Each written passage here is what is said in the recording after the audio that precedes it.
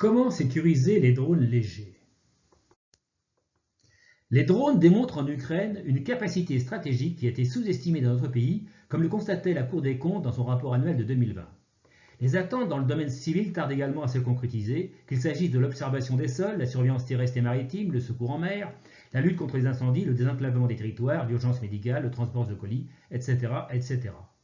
Aussi, notre industrie et notre recherche académique en aéronautique accumulent du retard. Pourtant, l'absence de pilote à bord permet bien des audaces en termes de R&D.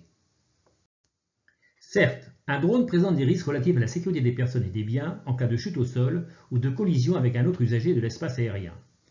Mais ces risques peuvent être maîtrisés dans le cadre de la nouvelle réglementation européenne des drones. Celle-ci constitue une réelle opportunité pour développer de nouveaux services, car elle n'est plus seulement prescriptive, mais est fondée sur la maîtrise des risques en opération. Faut-il encore y répondre avec des opérations sécurisées et des engins adaptés qui ne sont ni issus du monde du modélisme, ni de celui des aéronefs pilotés. Cette communication se propose de montrer comment sécuriser les drones légers et leurs opérations de manière efficiente, en illustrant le propos par l'exemple du drone Cabiota qui a été développé par la société Cabinnovation. Quelques mots tout d'abord sur la réglementation européenne des drones. Celle-ci est applicable depuis le 1er janvier 2021. Elle vise principalement à prévenir deux types de risques: la chute du drone au sol susceptible de heurter des personnes ou des biens, le vol incontrôlé pouvant engendrer une collision avec un autre usager de l'espace aérien. Les autres risques, tels que la malveillance, la vie privée, la protection de l'environnement, l'utilisation de la radio et le spectre de fréquence RF, sont par ailleurs à traiter conformément aux exigences applicables. La réglementation distingue différentes classes de drones. C0 pour moins de 250 grammes, C1 moins de 900 grammes avec un système d'identification directe à distance et une fonction de géovigilance, C2 moins de 4 kg avec les mêmes systèmes et un mode basse vitesse, C3 pour moins de 25 kg et de 3 mètres d'envergure. La réglementation comprend également d'autres classes, trois autres classes de C4 à C6.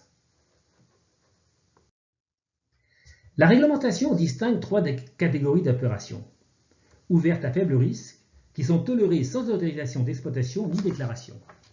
Spécifiques, à risque intermédiaire, qui sont soumises à une autorisation d'exploitation et une déclaration de l'exploitant. Certifiées à haut risque, qui requièrent une certification du drone et de l'exploitant. Pour la catégorie spécifique, la réglementation préconise l'emploi de la méthode SORA, Specific Operation Risk Assessment. Applicable à des drones de moins de 25 kg, cette méthode permet de sécuriser les opérations et d'obtenir leur agrément par les autorités de l'aviation civile.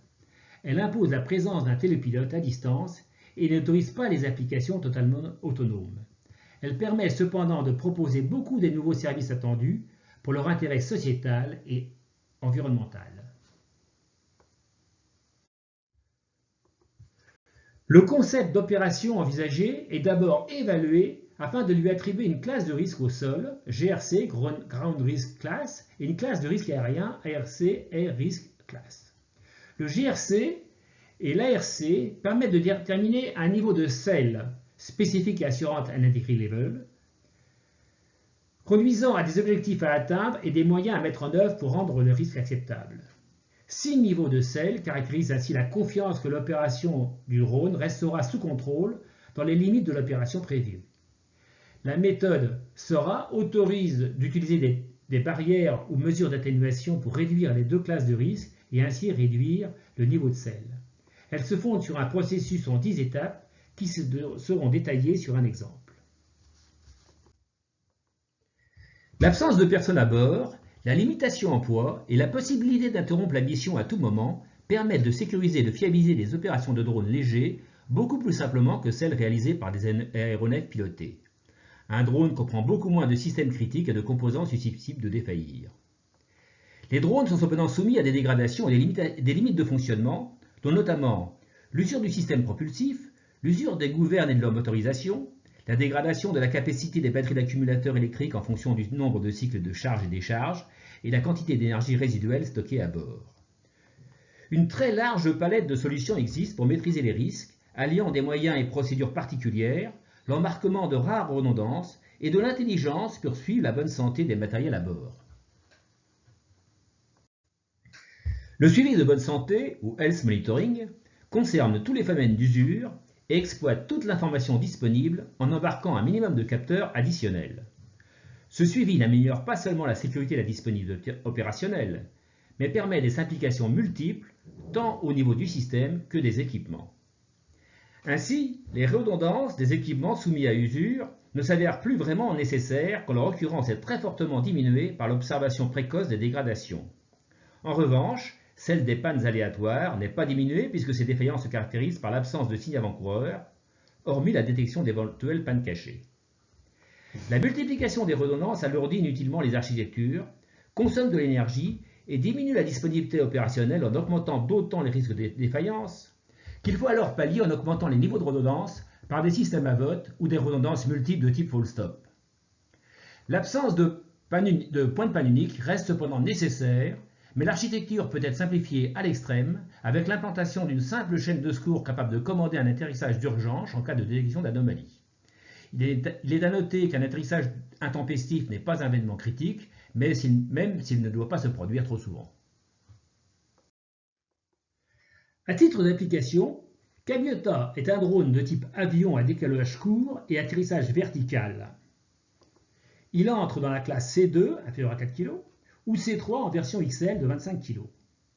Il se distingue par une très longue élongation et peut transporter en classe C2 une charge utile de 0,5 à 2,5 kg sur une distance de 150 à 650 km pendant 2 à 7 heures. Il est le fruit d'une recherche et développement portant sur 3 axes. La recherche d'une configuration aérodynamique performante au moyen d'un outil d'optimisation hybride multidisciplinaire, des méthodes de fabrication adaptées aux drones légers, le suivi de bonne santé, health monitoring, pour améliorer la sécurité et la fiabilité des drones. Il met en œuvre un système de lancement hydropneumatique basé sur le principe de la fusée à eau et un parachute à haute performance pour l'atterrissage. Voici quelques vues du drone et de son système de lancement,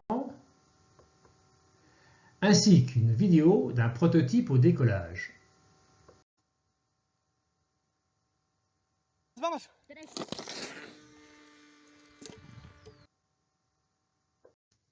Si on applique la méthode SORA au drone Caviota, le concept d'opération concerne l'imagerie aérienne ou le transport de marchandises non dangereuses, sauf si leur emballage est anti-choc, tel qu'une poche de sang par exemple.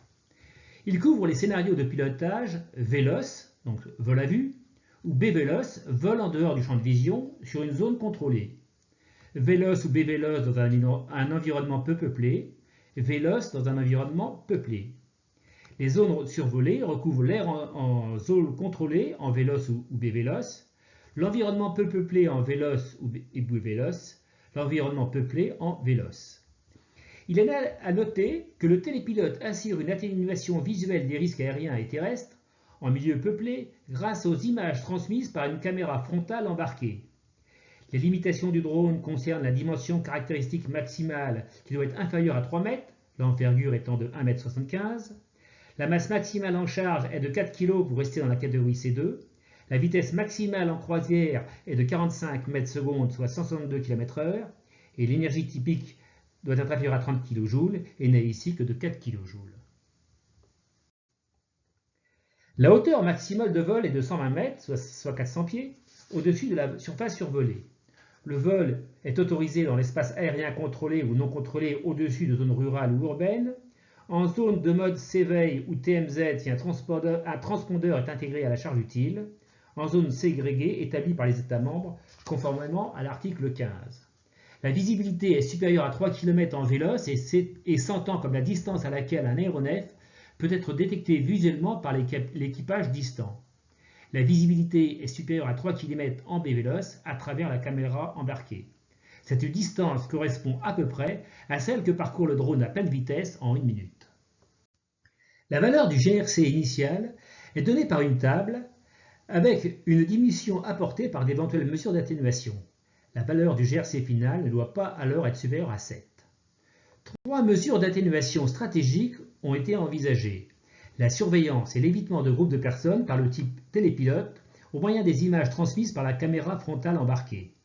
L'activation automatique d'une alarme sonore permettant à toute personne au sol de s'éloigner en cas d'atterrissage d'urgence. Un radar de suivi et d'évitement de terrain, à faible coût et embarquable sur un drone léger, est également à l'étude et a fait récemment l'objet d'un dépôt de brevet. Ces mesures sont de faible robustesse car elles ne font l'objet que d'une simple déclaration par le demandeur. 3 mesures d'atténuation du risque par réduction de l'impact au sol ont été envisagées. La conception du drone limite la gravité des accidents, les ailes sont cassantes et leur bord d'attaque est en mousse. L'ouverture automatique du parachute est déclenchée en cas d'urgence par le télépilote ou les surveillances embarquées. La commande d'atterrissage d'urgence est vérifiée par le télépilote lors de la procédure d'essai pré-vol. Ces mesures sont de robustesse moyenne car elles sont décrites dans le plan de sécurité. Il n'a pas été envisagé d'atténuer le risque par un plan d'intervention d'urgence en opération. À l'issue de ces différentes mesures, le GRC final est indiqué dans cette table pour les différents types de scénarios. Donné par un graphe, la classe supérieure de risque aérien est à RCC sans réelle possibilité d'appliquer des mesures d'atténuation. En ce qui concerne les mesures d'atténuation tactique, les TMPR, et leur niveau de robustesse, le vol à vue est considéré comme une atténuation tactique acceptable du risque de collision pour tous les niveaux d'ARC. En vol en dehors du champ de vision, un tableau détermine le niveau de TMR et de robustesse. Selon le type d'opération, des mesures d'atténuation peuvent être assurées par l'usage de la caméra en vol, un transpondeur passif, un système de détection et d'évitement, une procédure particulière en dehors du champ de vision. Le concept d'opération et les mesures d'atténuation envisagées conduisent à un niveau CEL 4 conformément à cette table. Le niveau de CEL détermine les objectifs de sécurité opérationnelle, les OSOS, indiqués dans les tables suivantes. Ceux-ci peuvent être facultatifs, O, recommandés avec une faible robustesse, L, recommandés avec une robustesse moyenne, M, recommandés avec une robustesse élevée, H. Ces objectifs de sécurité portent sur le drone, les systèmes externes, l'erreur humaine et les conditions de fonctionnement défavorables.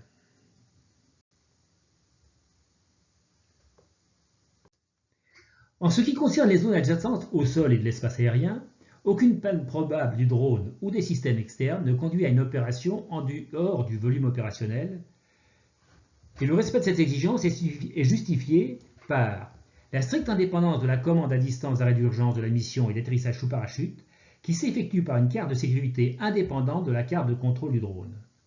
L'activation d'une commande similaire par la carte de contrôle du drone en cas de défaillance auto-détectée, un chien de garde. La prise en compte de tout risque particulier pertinent, grêle, verglas, neige, perturbations électromagnétiques, etc., dans la procédure de préparation du vol. Aucune défaillance unique du drone ou des systèmes externes supportant l'opération ne l'amène à fonctionner en dehors du tampon de risque et la probabilité de sortir du volume opérationnel est inférieure à 10-4 par heure. De plus, les logiciels et le matériel électronique embarqué, dont les erreurs de développement pourraient conduire à des opérations en dehors de la zone tampon, ont été développés selon une norme ou une méthodologie industrielle reconnue. L'étape 10 porte sur l'établissement du portefeuille complet de sécurité. En conclusion, un drone n'est ni un jouet, ni un aéronef ordinaire, et sa fiabilisation lui est propre. En se trompant d'objet, l'essor des opérations de drones de moins de 25 kg pourrait et a déjà pris du retard dans notre pays. Le suivi de bonne santé et la maintenance prédictive ne concernent pas seulement des systèmes complexes et permet notamment de simplifier les drones. La méthode SORA offre une réelle opportunité pour développer les nouveaux usages dans la catégorie spécifique et obtenir leur agrément par les autorités de l'aviation civile. Les opérations de drones peuvent être autant voire plus fiabilisées et sécurisées que celles des avions et hélicoptères au moyen d'engins adaptés dotés d'un mode de secours robuste permettant l'arrêt d'urgence. La société Cab Innovation poursuit son activité de R&D selon différents axes. La consolidation des mesures de vitesse et d'attitude au moyen d'observateurs statistiques, la conception d'un radar de suivi et d'évitement de terrain à faible coût, l'embarquement d'un système anti-collision, la mise en œuvre du suivi en ligne de l'état de dégradation des matériels et enfin l'élargissement du champ d'opération en conformité avec la réglementation. Ces 3 ouvrages permettent d'en savoir plus sur la conception optimale, la maintenance prédictive et la fiabilité qui peuvent être appliquées aux drones. Un chapitre est notamment consacré à la méthode SORA dans l'encyclopédie La fiabilité aujourd'hui.